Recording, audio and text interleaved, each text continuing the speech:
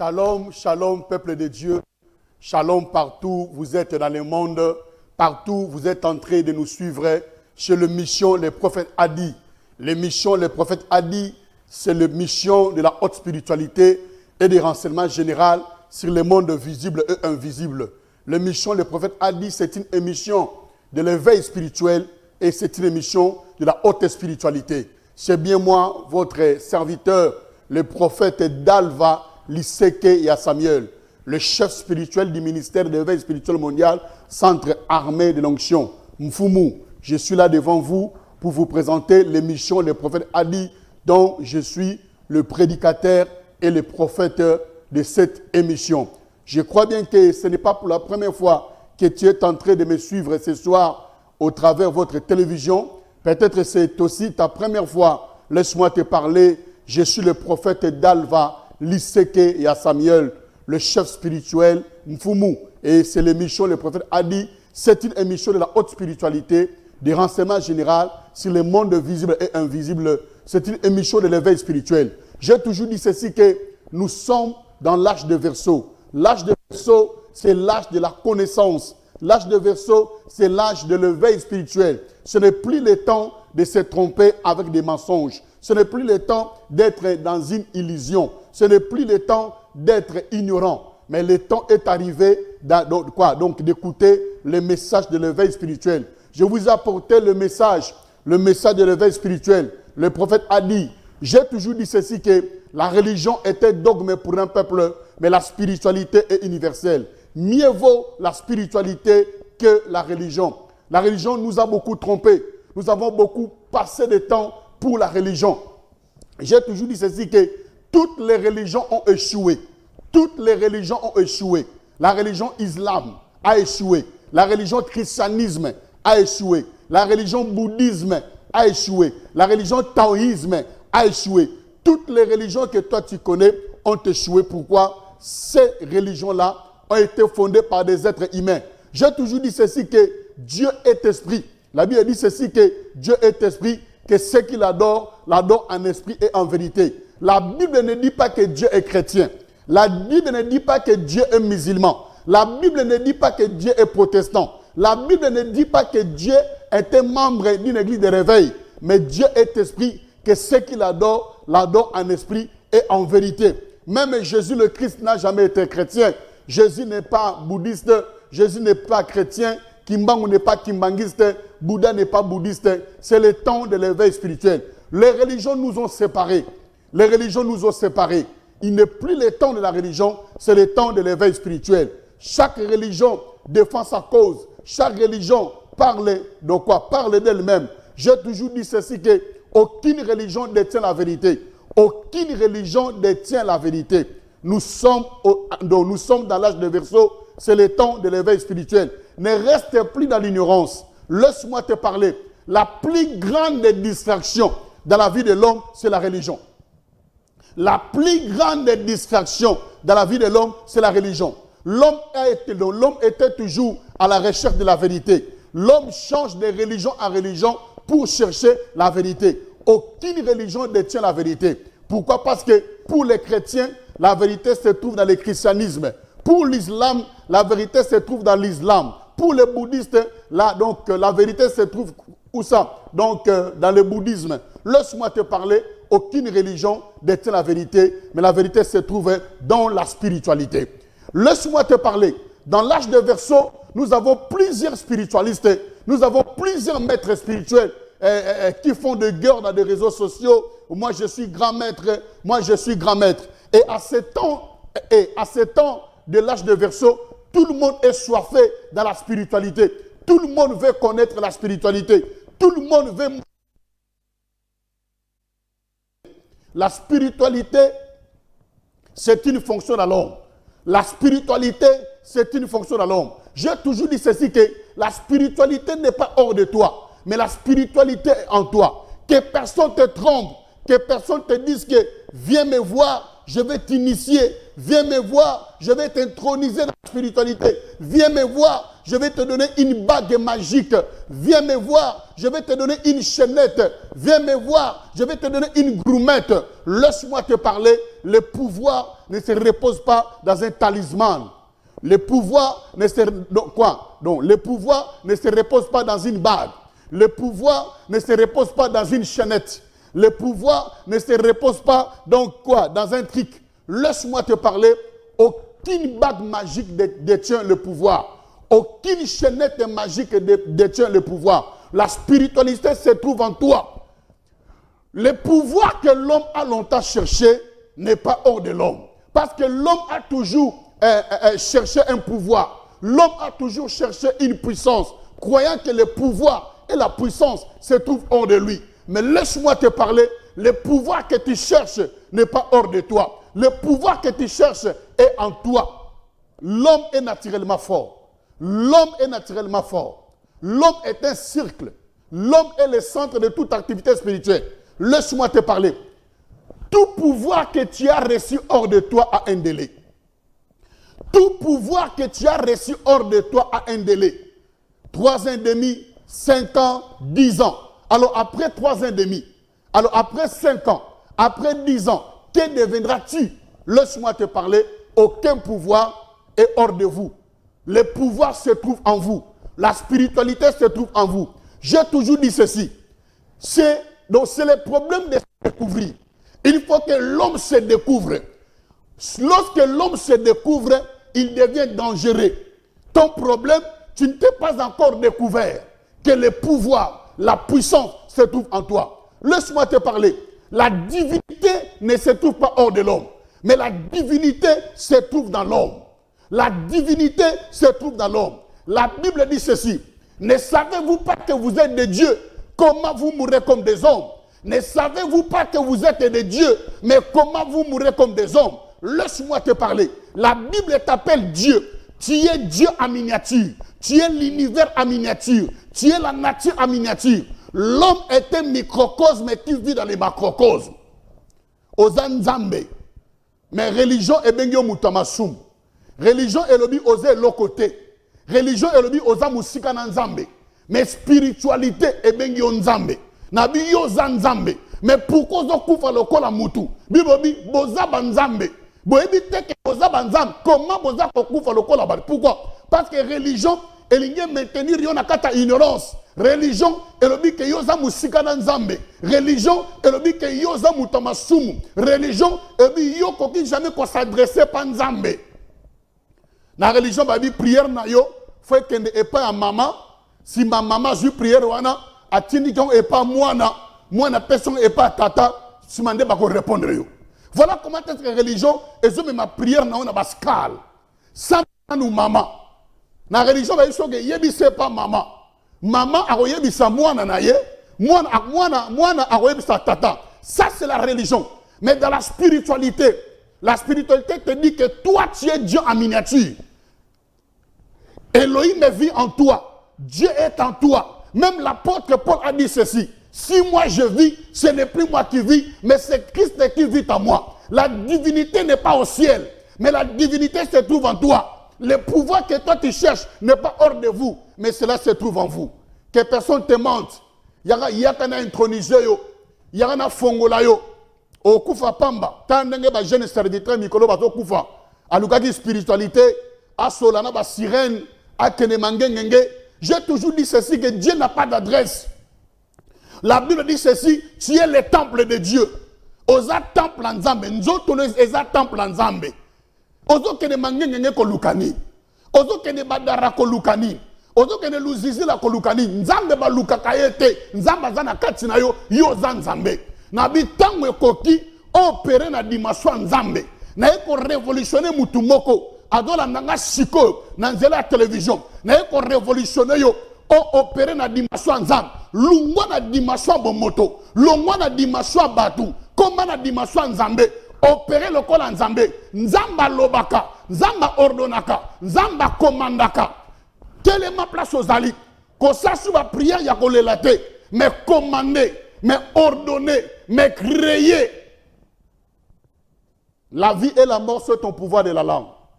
Je suis le prophète d'Al Valisera Samuel. Nangai le loto partager Matthieu amour est très important. Faut la Bible na yo. Faut la Bible na yo na Jérémie chapitre 22 verset 29 à 30. Jérémie chapitre 22 verset 29 à 30 na tangi Bible. Terre, terre, terre, écoute la parole de l'Éternel. Aussi parle l'Éternel, ainsi parle l'Éternel. Inscrivez cet homme comme privé d'enfant, comme un homme dont les jours ne seront pas prospères. Car nul de ses descendants ne réussira à s'asseoir sur le trône de David et à régner sur Juda. Je répète encore, Jérémie chapitre 22, versets 29 à 30. Terre, terre, terre, mabele, mabele, mabele. Écoute la parole de l'Éternel. Yoka malobana nzambe. Ainsi parle l'Éternel. Awa elobi nzambe. Inscrivez cet homme comme privé d'enfant. Comment mouton lokola moutou arosana banate. Comme un homme dont les jours ne seront pas prospères. Lokola mouton yo na se atango na sa mokili ako prospérité. Car nul de ses descendants ne réussira. A soka mi botela ki déjà. Moutou moko ta bimi mokita ne moko te a réussir na vie. Bien aimé dans le Seigneur, c'est la parole de Dieu.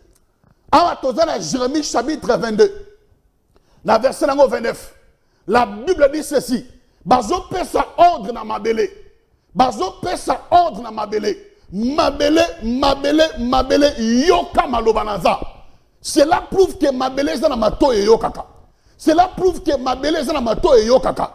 Parce que bazo tina mabele e yoka malobanaza. Pe bazo pesa ngo ordre. Bazo na mabele, mabele. Inscrivez cet homme. Comment mutoyo, lokola mutumoko, oyo ako resirte na vinaye. C'est que mabele azana maboko akomaka. Babi enregistré mutoyo. Comment mutoyo, lokola mutu oyo ako resirte na sambokili. Pe ami bale, lokola mutu oyo ako bota te na mokili. Comment mutu oyo, lokola mutu ako bota te na mokili. Et ya misatu, soke mi botela ki déjà. Comment postérité na ye, bato ya boti, mutako pambamba akozala te. Yaya, langananga très bien. Bazo pesa ordre na mabe, pour mabele enregistrer mutu, mutuana abongate, mutuana pambambate, mutuana abotate, soka bote déjà peuple basani ba resirte. Ça c'est sérieux mes chers amis. Or que via mutueza mabele, la Bible dit ceci. Dieu a donné au fils des hommes la terre. Si la terre c'est notre héritage. Bien qu'on nous parle des royaumes des cieux, bien qu'on nous parle sur l'enlèvement de l'église, mais premièrement, Dieu nous a donné comme la terre comme héritage. Mabele est un héritage au moutou, à vivre longtemps sur la terre. Moutou a tembele à vivre dans mabele. Moutou a bota maga atamboli dans mabele. Muta bota maga angulumi na mabele. Muta kola na sa mabele. Soki akufi ba kundia na mabele. Ça veut dire que mabele na mutu ba dans l'alliance moko longtemps. Sikoyo ba yebi si mabele enregistré mutoyo vina enyo sotu na sa mokili. Ndenga ko niataka mabele. Ndenga ko vivre na mabele. Abikate, abongate, abotate, bana na yebi basalini babongate. Yaya. Batebele bazana vie odora nanga. Ba modisa mabele pona yo. Ba lakela mabele mabe pona yo. Ba loba mabe pona mabele pona yo. Ba modisa mabele pona yo. Muto ba modir mabele pona ye. Ata déplacé à Longwe Kinshasa, à Kenangola, à Koresirte. Ata déplacé à voyager à Brazzaville, à Koresirte. Parce que mabele est partout. Attends, qui m'a kana mabele à Congo, na en Afrique d'ici, à Koresite. Pourquoi? Parce que mabele wana est un maudit. Ba maudit ça mabele ponaye. Mabele est enregistré yo. Yo zo la nangai. Vino zo bongate. Vino zo pambwamate. Est-ce que za mutu oyo ba lakela mabele mabe? To za mokitani ya muto ba lakela possibilité de mabe. Parce que ezo no bela deux personnes.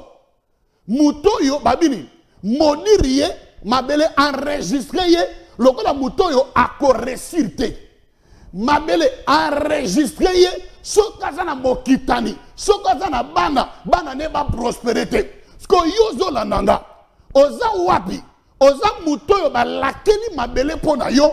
Toza mutoyo, oza mokitani ya muto ba lakela mabele na ye mabe. Robo shanda bage. Nyoso zo sala na sambo kil ezo resirte.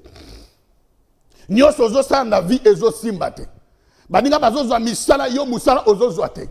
Ba bokeneki kokotsa ba dossier. Baninga nyoso tu bazu bango na musala mais yo dossier le tilelo ezo simbate. Est-ce que ba lakela mabele na o mabe? To oza mokitani ya muto ba lakela mabe.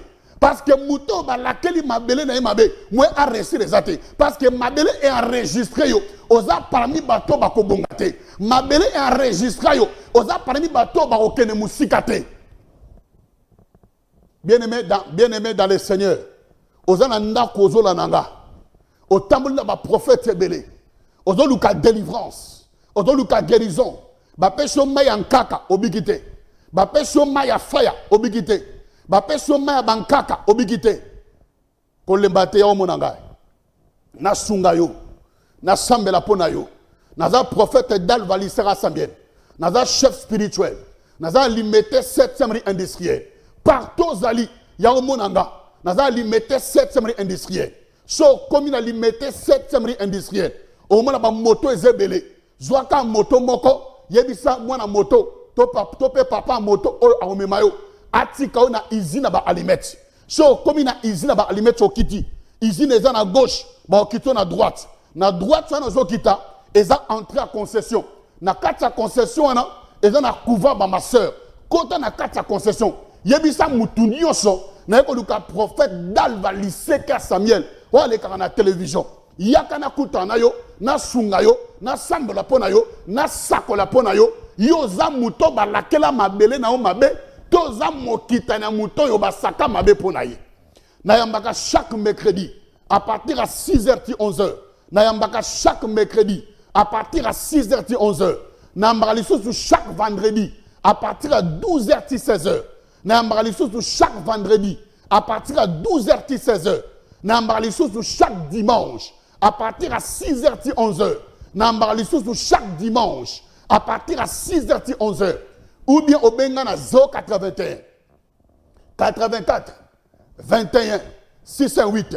Ou bien au Bengana 081 84 21 608. Ou bien au Bengana WhatsApp Nangai plus 243 85 02 53 968. Ou bien au Bengana WhatsApp Nangai plus 243 85 02 53 968. Yako monangana sambela pona yo. Makambu nyonso ozosala ezosima te. Nani aloka vi na yo. Nani alaka, nani asaka mabe pona yo na sa mabele. Parce que Jérémie chapitre 22 verset 29 est clair. Bazo pesa ordre na mabele. Babi mabele yoka. Omoni muto yo. Kanga ye vi na ye mobimba. Aussi longtemps que ako vivre na sa mabele. Amona bolambo nzambe te. Aussi longtemps que ako vivre na sa mabele. Abota te. Aussi longtemps que ako vivre na sa mabele. Bana na ye babonga te. Eza na papa moko ayaki koluka ngai. Papa na na problème ya kobota. Makamba kobota ezaka ba mama te. Eza na ba papa o baza na problème pe ya kobota. Papa na aye komona nga azana problème ya kobota. Soki asali érection. Abani rapport sexuel na mama. Érection a telemi. Abani ko sala nini rapport sexuel na mwasi na ye. Mais chose grave, a Jacques il a raté. Chose grave papa na a Jacques il a raté. Ata maman memie na ba mouvement nyonso. Oye sa ke mobali a jaculé, papa na a jaculé raté. Pona érection na esila. Pona libido na ezonga normal. Il faut asala pipi. So asali pipi ne érection esili. So asali pipi ne libido na ezongi normal. Na bandeli papa mo aye ko lukanga. Azana problème ya kobota. Makama kobota zaka basite. Eza mibali ope babota raté. Papa na aye ko lukanga. A jaculé. Donc, avant un problème, il y a quoi éjaculer. Amela ba kisi ya ma marque na ba marque. Na ba médecin traditionnel. A ça érection. A puissant na sexe. A ça un rapport sexuel bien. Maman peut agosa ndenge am papa lingi. Mais a jaculé. Alors pour la érection ici là. il faut papa na asala pipi. Soit asali pipi, ne érection sili, ne libido na ezongi normal. A Jacques Laraté, a obotate. Baye comment nanga. Na ici papa na c'est un problème là spirituel. Problème moi na euti na famille na bino. Yo na ekolo na bino bozaka pe na basi ya mboka. Ba proposaka au mwasi ya mboka. Mais yo boyaka. Tema yo boyaka oyaka nini Kinshasa awa. Tant oye awa nini Kinshasa obuki balwa na mboka. Nde na mboka babai totala soki obota na mwasi mususu. Nde omoni oza kobota te. Mais nzambe nazo sambela. Naza na haute spiritualité. Nga naza mfumu, naza chef spirituel. Na osambela pona yo, na ko briser mibeko wana so tout amabe, pe na ko libérer yo na prison wana, na ko libérer yo na maloba wana, na ko libérer yo na force wana satanique oyo ekangi vina yo. Na sambeli pona papa, na sambeli pona papa, lelo papa wana mwasi na ye adana zema 9 mois. Lelo papa na mwasi na ye adana zema 9 mois. Yo zo la nangai, bano continue bala bozo botate. Maman oza na problème. Papa oza na problème. Bo tamboli na médecine traditionnelle.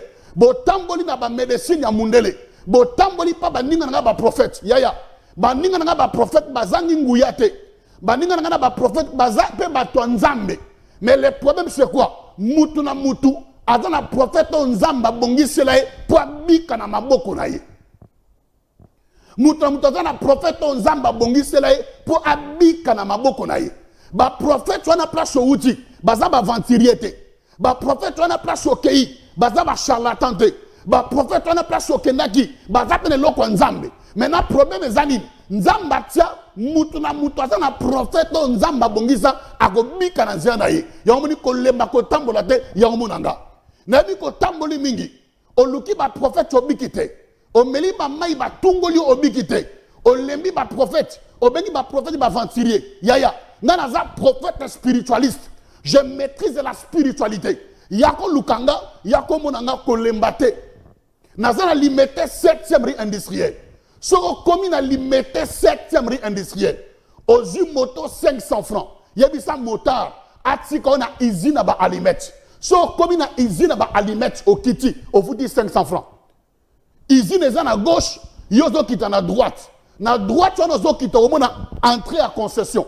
Na carte à concession et dans la couvent ma soeur. Quand on a carte à concession il y a dit ça mutunyoso na comme on a prophète d'Alva Liseka Samuel ou à la télévision. Na yambaka chaque mercredi à partir à 6h 11h. Na yambaka chaque mercredi à partir à 6h 11h. Na yambaka chaque vendredi à partir à 12h 16h. Na yambaka chaque vendredi à partir à 12h 16h. Nambaralisou chaque dimanche à partir à 6h 11h. Nambaralisou chaque dimanche à partir à 6h 11h. Yakomo nangana sambela pona yo. Udo benga na 081 84 21 608. Benga na 081 84 21 608. Ou bien comme na WhatsApp nangai plus 243 85 02 53 968. Au combien na WhatsApp nangai plus 243 85 02 53 968. Tout le monde témoignage. Bandeko baki ko kuta nangai. Tama munzambe nanga sali pona bango. Landa témoignage o erosunga yo. Landa témoignage. Et fort. Comment on a dit? Nabengami na kombo ya Fredon Beni. Litatoli ezali nzamba profita d'Alvalisi wa salelio. Na ekotatola loboko nzambe ya prophète ndenge akangolinga na ba makambo nazalaki nango ya blocage na makambo nango banoki liboso te nalandaki prophète na radio abandaki kosakola na radio yango wana nazwaka contact nalandaka témoignage ya colonel moko ya femme ça azalaka na problème ya plein incurable oyo babengi mbasu alandaka mateya mpe priye epai ya prophète abikaka yatatolaki yango wana nalandaki lisusu ya ndeko moko ya la police azalaka na problème ya mosala mbongo ebanda obima te promotion ezalaka te ntango aye mpe epai ya mosali na nzambe babondeli mpo na ye ya ye ebikaki azwaki promotion mpe salaire na ye ebimaki yango wana nalandaki lisusu ya ndeko moko ya musulman azalaka na problème pe alekaki epai ya musakoli babondelaki mpo na ye azwaki lobiko yango wana nga siko nalandaki yango na radio nazwaka contact na prophète na ye nakutani na prophète abondeli mpo na ngai yango naye kotatola loboko ya nzambe namoni bisika ekangamaki efongwami bandeko bakomobenga ngai bakomolaka ngai mpe mwa ndenge ezala kaka yango wana ye kotatola nzambe ya prophète. Donc avant au moins la prophète tout ezalaki bloqué. Nyonso ezalaki bloqué nazalaki pena nakangamaki namona ye neti nakomi na suka même transport ya kozonga ezalaka te donc nazalaki vraiment na suka. Parce que pour le moment ndenge prophète Adal valitika sama sambeli mpona obiki nyonso fungwami. Namoni nyonso ezokenda ngo bien vraiment nyonso eza na positivité. Merci beaucoup bien-aimé yoto na biso tala bien-aimé oyaki nini koluka prophète Adal valitika Samuel nyonso ye ezalaki bloqué ba faire commerce ba compte mais quand alandi prophète abengi prophète ayoki pe ba témoignage aye komeka nzambe wana nzamba lola abikisi ta lelo ndeko a témoigner yo pe yaka komona prophète Dalva liseka Samuel obika pona problème là. Ciao. Bien-aimé, olandi témoignage. Au moins alandenga ku nanzela radio, alandenga nanzela radio à partir ya Kikwiti. Alandinga na radio à partir ya Kikwiti. A fouti transport. Alongwe Kikwiti ayeti Kinshasa. Ayaki pena ba problème na inde ko wana ozona témoignage na. Ayaki la ba problème. À partir de la radio alandanga na zoteya ayoka ba témoignage. Un major abika na mbas. Ayoka ba témoignage. Bat bazali na ba problème babiki. Kaka se déplacer. Yangwana témoignage ezani Nicolas ezani ekoleka na télévision. Kaka ndenge ozona na ngai. Frère a se déplacer. Ayeko tananga. Kokanga motema te. Mama kokanga motema te. Kobate bolobaka ndengo na ba prophète. Na oyakuna bona biki na ngate. Na oyakuna bona biki na ngate. Na dit que so dépenser trop. Na dit que dépenser trop na ba prophète. Na dit que dépenser trop na ba prophète. Mais yako mekanzambe nanga. Na sali appel le 30 juin eza lundi. Lundi le 30 juin eza férié. Na ozana spéciale consultation prophétique na délivrance. Na sengi mutu nyonso lundi le 30 juin à partir à 7h 12h. Mais maintenant ma belé le pan en place bovandaka. Mais maintenant ma belé il y a place au kaka. Yoka lundi le 30 juin dans un service à délivrance à Bonganzambe. Na osambe la pona ba ma belé à batou. Mais maintenant ma belé le pan on abino. Mais maintenant ma belé à place au kaka. Soki pour mais maintenant ma belé à place au salaka. Yoka na très bien. Lundi le 30 juin, na bengi si mutunyos, lundi le 30 juin, à partir à 7h 12h. Mais maintenant ma belé lupango nabino, mais maintenant ma belé te kaka, mais maintenant ma belé ya place au salaka. Bien aimé, bisike belé eza maudit. Lupango nabino eza maudit. Voilà comment est-ce que papa nabino akufa. Atika bino na parcelle, il y a que des problèmes. Parcelle wana bovan parcelle familiale. Bozaka na ba problème. Depuis botong en vente, ezoteka maté. Depuis botong en vente, ezoteka maté. Boebite lupang wana bozo vanda ya famille. Mais sur sa mongo papa na bino somba lupang wana oyebi yangote. Peut-être que papa na bino na bourgmestre kala. Aboto na ka mabela batu. Abengana bango ata lupang wana. Bana bakenda ba mirmira. Lupang wana eza modi. Ozo remarquer que bovandi na parcelle familiale.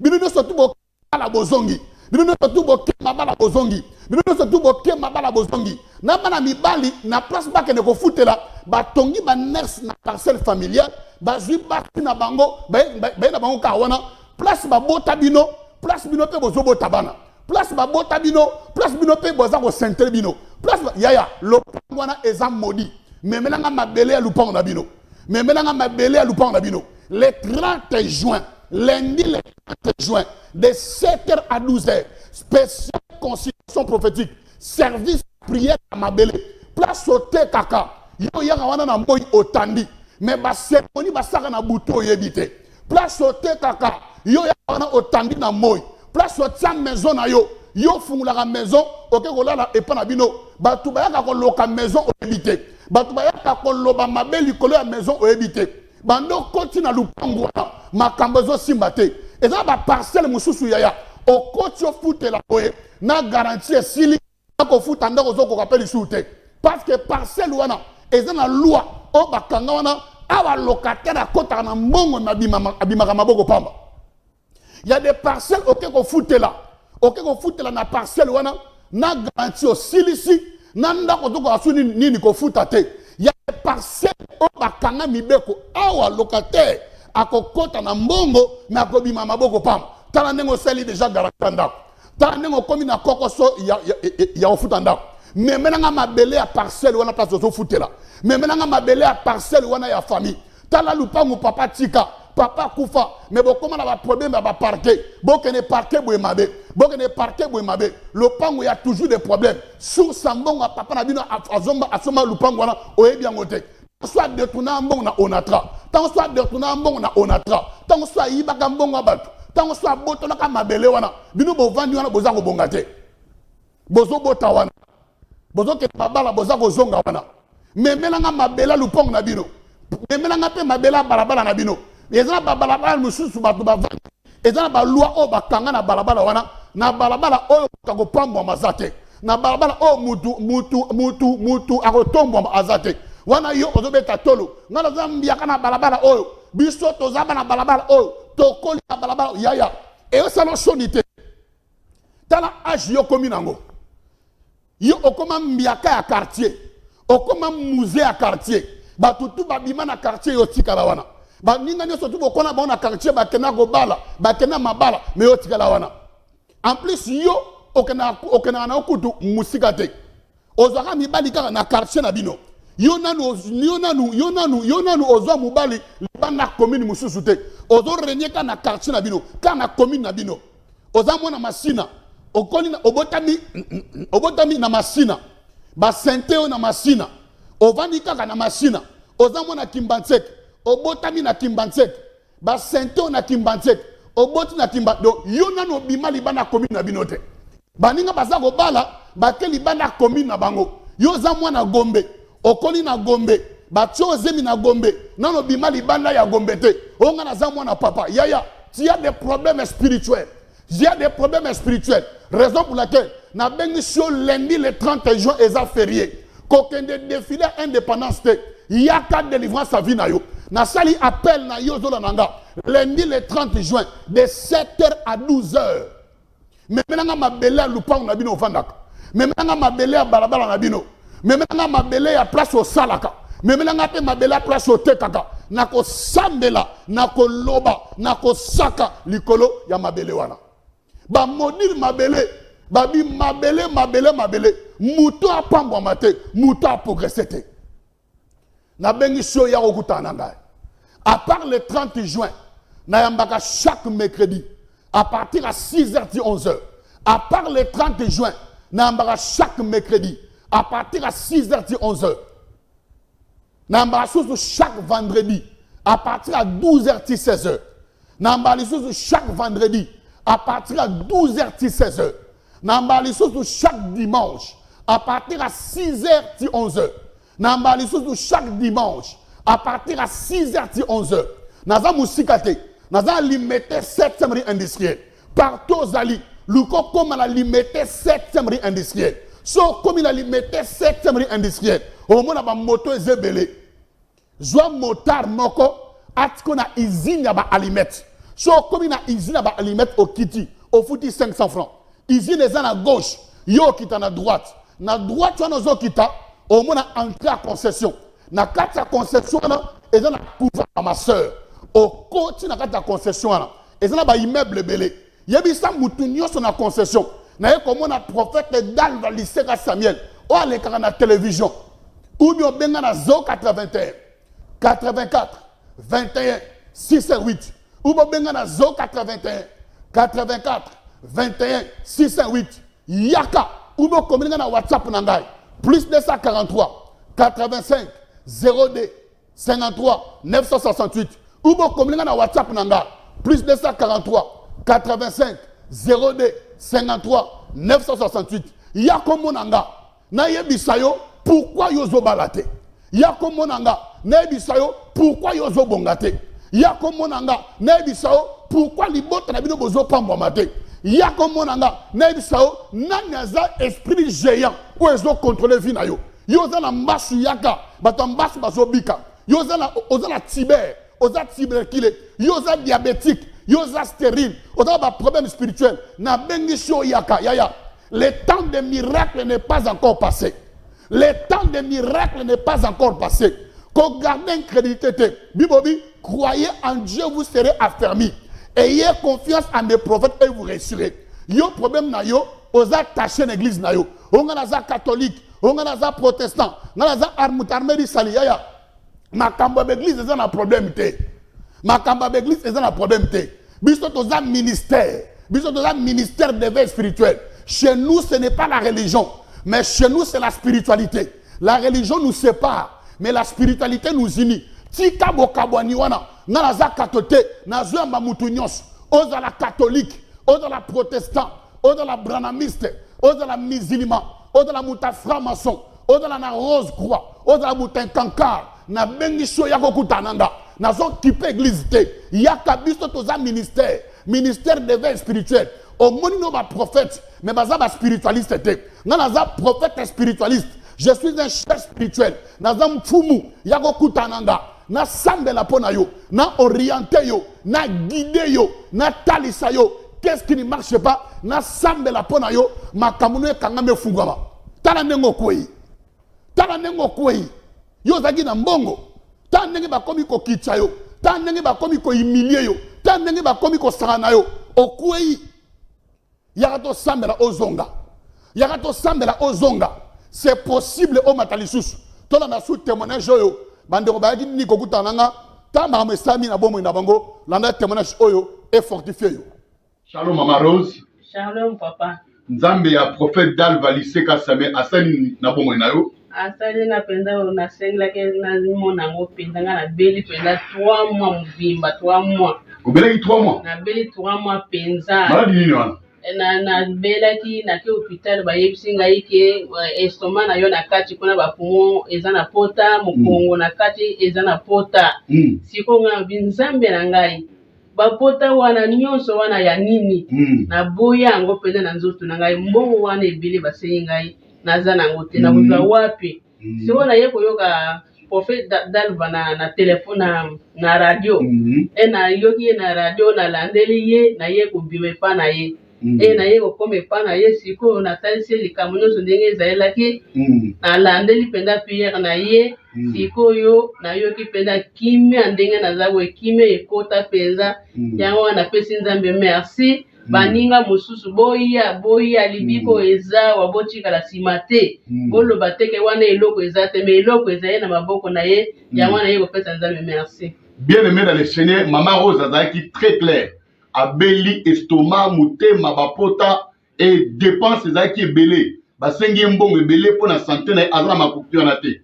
Alandi prophète Dalva Liseka Same na radio alandi nga aye avandi te aye eto sambeli abiki dépense wana asali yango te na kombo na Yesu Masiya Mama Rose yeyo abiki a témoigner yo poza na même problème ozana malade basengi mbongo ebele bima na hôpital chaque fois yango mona prophète Dalva Liseka Same nzambe nanga a big sounding a big si Mama Rose Zamba pambola bi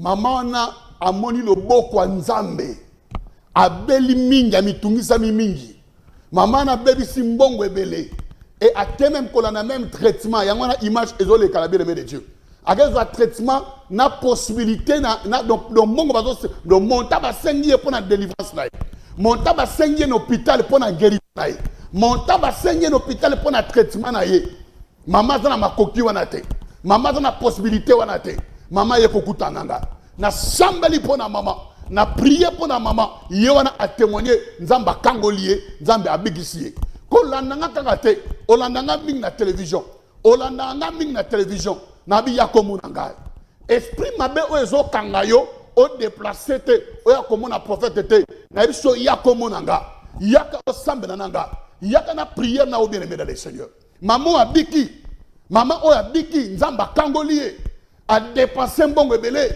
Donc, na traitement, bazo spécial, na bakis, il faut asomba, et l'équipe même na possibilité na ye, et l'équipe même na mbongo na ye. Abina ko kima wapi. Bino bozana muta maladi. Bo kangie na ndako, boya na ye na sambe la pona ye.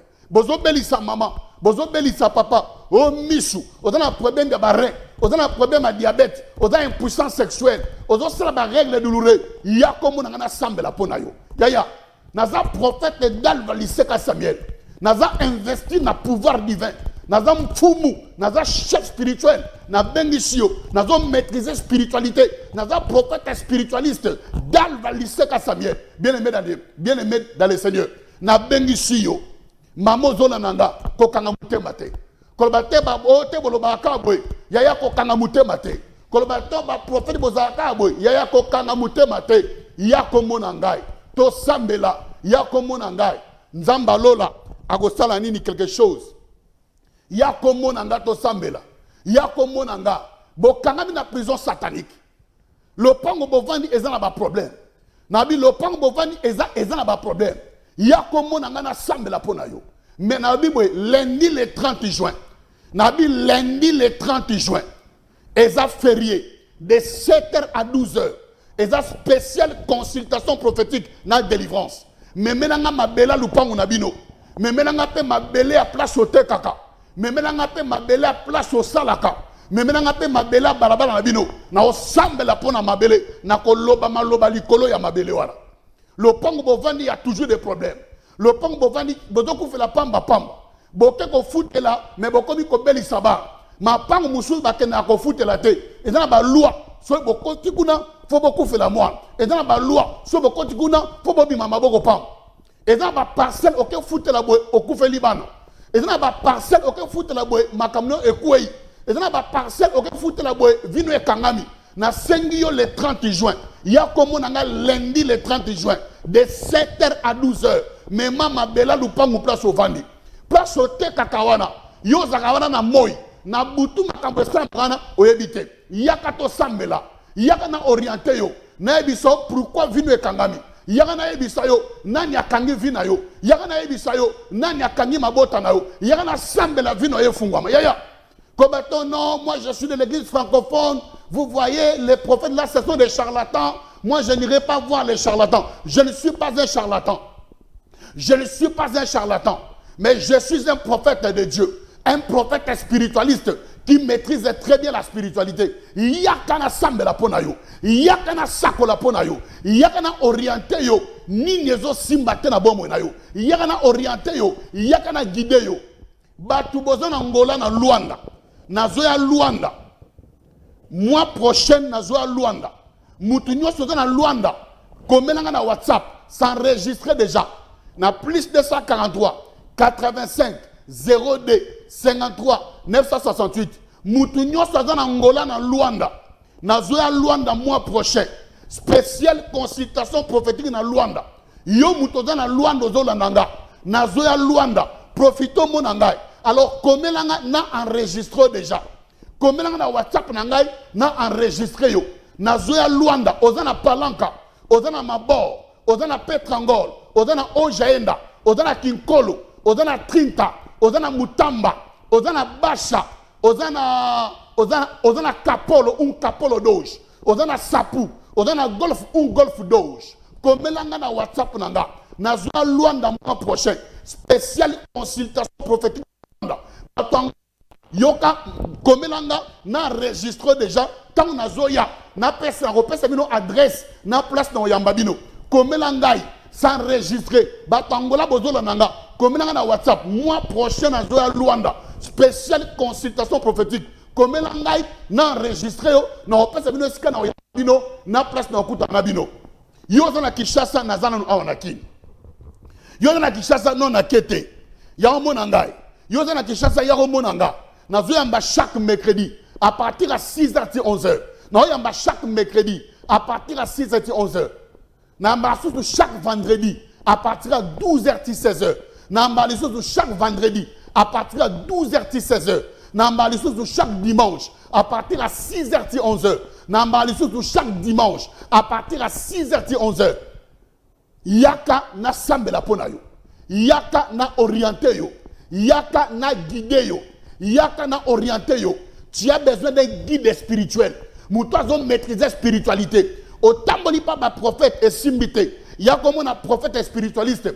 Je maîtrise très bien la spiritualité. Il y a comme mon angai. Bien-aimé dans les seigneurs. Télévision et Zangonga. Mais na bêti 7 na biloko mi balé.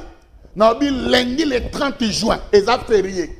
Lundi le 30 juin et ça férié. Na osambe la pona ba mabele ma pangwa batu, ba mabele ya sikote kaka. Mais melanga mabela lupango na bino bovandi. Mais melanga mabela place au te kaka. Mais melanga mabela place au salaka.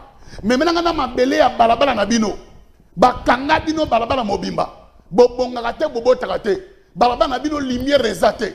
Balabala na bino est ténèbres. Mais maintenant mabele ya balabala na bino lundi le 30 juin. Spéciale consultation prophétique de 7h à 12h. Lundi le 30 juin de 7h à 12h. Yakomonanga. Mais mama bela lupango na bino. Mais mama bele ya place au Vandaka. Mais mama bela place au Tekaka. Le pango mobimba bande botonga vente zo tegamate. Le pango mobimba ba problème. Boke ne parquet lobby. Bosonga parquet lobby.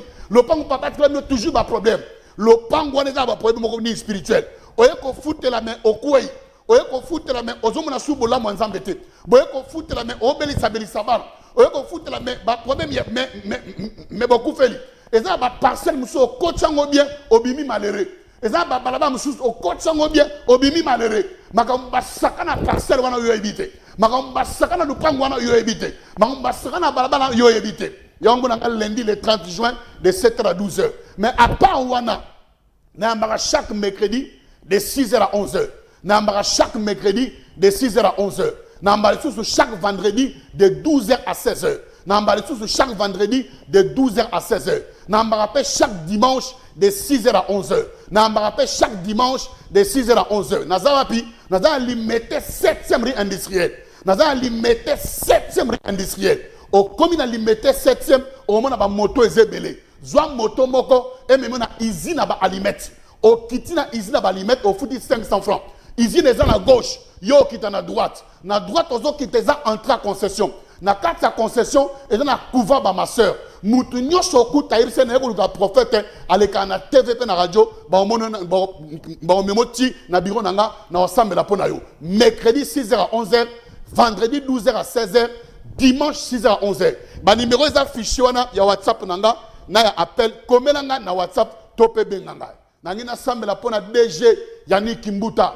Nzamba tsenga ker na sambela pona DG Yannick Kimbuta na famille na mobimba na mwasi na ye na bana na ye. Père Céleste na sambeli pona DG entreprise Okin 24. DG Yannick André Kimbuta, le fils de papa André Kimbuta.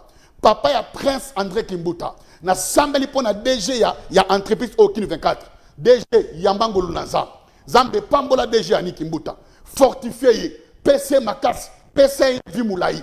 Makamba ba chaîne ba télévision ba combat bitumba eza mingi. Papa bundela DG Yannick Kimbuta bitumba butupe na moyo. Ba nyoso tu bazolu kamabe na ye ba kutana nzambe. Zambe pambola mwasi na ye, zambe pambola bana na ye. Na pamboli DG Yannick Kimbuta, na pamboli mwasi na ye, na pamboli pe bana na ye, na kombo na ye sumasia. Na sambeli pe na régie pour na frère na biso Gerlin Kanga 7e ciel. Zambe pambola frère Gerlin Kanga 7e ciel na mwasi na ye, na bana na ye, na libota na ye. Bitumba nyosho butu pe na moy. Zambe bundela frère Gerlin Kanga na kombo na ye sumasia banguna na ye bakota mai. Mutu nyosho la ninga na pambolio pambolama na kombo na ye sumasia. Wana na pesi mbote et pas le haut sommet papa André Kimbuta Yango, le gouverneur historique de la ville-province de Kinshasa. Papa André Kimbuta Yango, le gouverneur monumental de la ville-province de Kinshasa.